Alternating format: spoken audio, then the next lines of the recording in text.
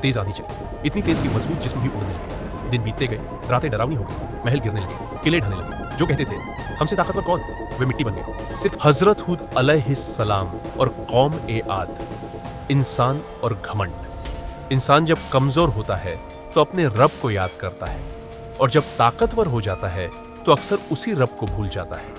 इतिहास इस बात का गवाह है कि इंसान को सबसे ज्यादा तबाह उसकी ताकत नहीं बल्कि घमंड ने किया है।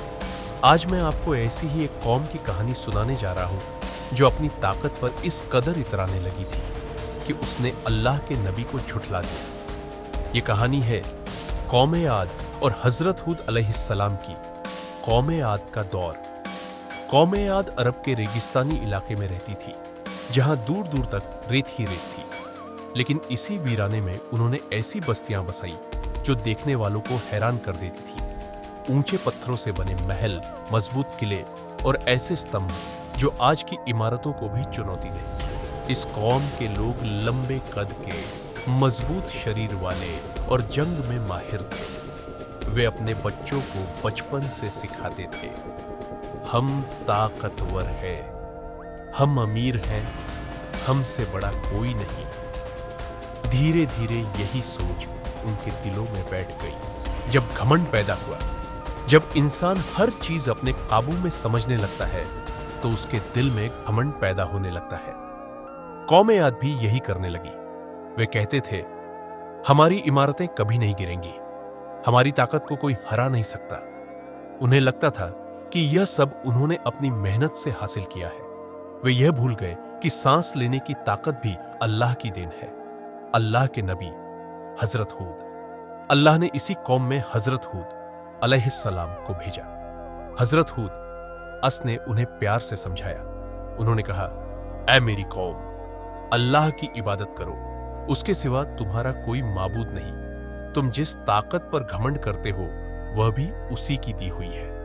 लेकिन कौम आद सुनने को तैयार नहीं थी। नबी का मजाक। वे हजरत हूद असबर से कहने लगे, क्या तुम हमें हमारे बाप दादा के रास्ते से हटा दोगे? अगर अल्लाह इतना ही ताकतवर है तो उसका अजाब क्यों नहीं आता? उनका लहजा घमंड से भरा हुआ था।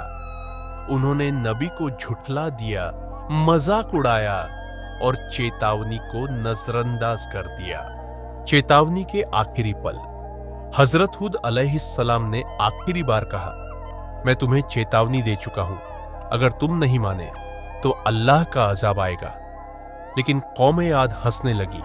उन्हें लगा कि कोई भी ताकत उन्हें हरा नहीं सकती। यहीं से उनकी तबाही की घड़ी शुरू हो चुकी थी। अजाब की शुरुआत। एक दिन आसमान का रंग बदलने लगा, घने बादल छा गए, तेज हवाएं चलने लगी। कौम आद खुश हो गई। वे बोले, बारिश आने वाली है, हमारी जमीन हरी हो जाएगी। लेकिन यह राहत नहीं थी, यह अजाब था। तबाही के दिन। तेज आंधी चली, इतनी तेज कि मजबूत जिस्म भी उड़ने लगे। दिन बीतते गए, रातें डरावनी हो गई, महल गिरने लगे, किले ढहने लगे। जो कहते थे हमसे ताकतवर कौन, वे मिट्टी बन गए। सिर्फ वही लोग बचे जो हजरत हूद अलैहिस्सलाम पर ईमान लाए थे। अंजाम और सन्नाटा। जब आंधी रुकी तो वहां सन्नाटा था। वह कौम जो कभी अपनी ताकत पर इतराती थी, इतिहास का हिस्सा बन चुकी थी। उनके महल खंडहर बन चुके थे। उनका नाम अब सिर्फ एक चेतावनी था, आज के इंसान के लिए सबक। यह कहानी सिर्फ बीते जमाने की नहीं है।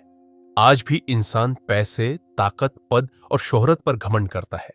लेकिन कौम आद की कहानी हमें याद दिलाती है, घमंड इंसान को अंधा कर देता है और अल्लाह की पकड़ सबसे मजबूत होती है।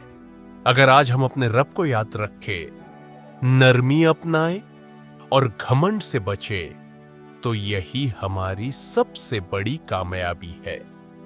अल्लाह से दुआ है कि वह हमें घमंड से बचाए और सही रास्ता दिखाए। आमीन।